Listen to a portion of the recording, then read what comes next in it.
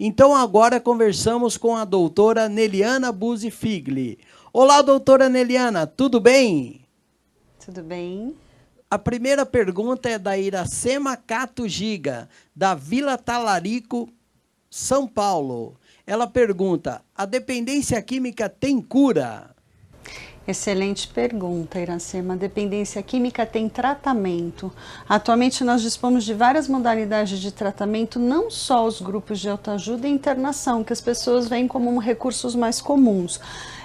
Existe o tratamento médico, psiquiátrico, e o médico, em essência, é que vai poder determinar se a pessoa precisa ou não de uma internação. Ela precisando de uma internação, ela vai para uma clínica ou para um hospital. Se não for necessário uma internação, ela vai seguir em tratamento ambulatorial, com consultas médicas periódicas e em paralelo com a psicoterapia, realizada por uma psicóloga. E as abordagens psicoterapêuticas que se mostram mais eficientes hoje em dia é a entrevista motivacional e a terapia cognitiva.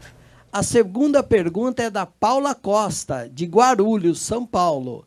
Ela quer saber o que pode fazer para ajudar uma pessoa que é dependente química.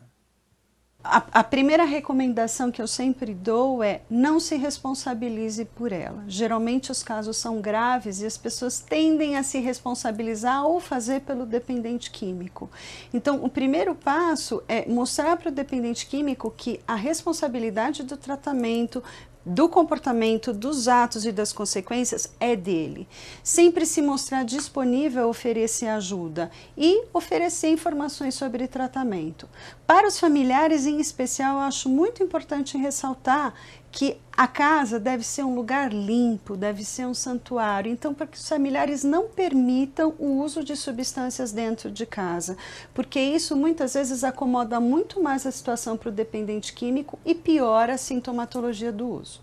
E a última pergunta vem do Jardim Apurá, São Paulo, e é da Karine Ariely. Ela pergunta: o que é atribuído ao fato que o dependente químico, durante o uso, possui consciência para algumas coisas e para outras não? É uma excelente pergunta, porque muitas vezes isso é comum em dependentes químicos, porque eles consomem uma dosagem, principalmente de álcool, maior do que o corpo consegue suportar. Então, em palavras bem simples, é como se o corpo entrasse no modo de segurança do computador. Ele precisa economizar energia para manter o corpo funcionando em órgãos vitais. Então, ele tira energia do cérebro.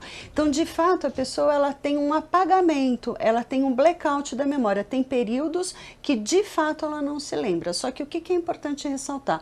Com o álcool, isso é muito comum em dependentes químicos, porque eles consomem doses altas, mas a pessoa não precisa ser dependente químico para ter um blackout.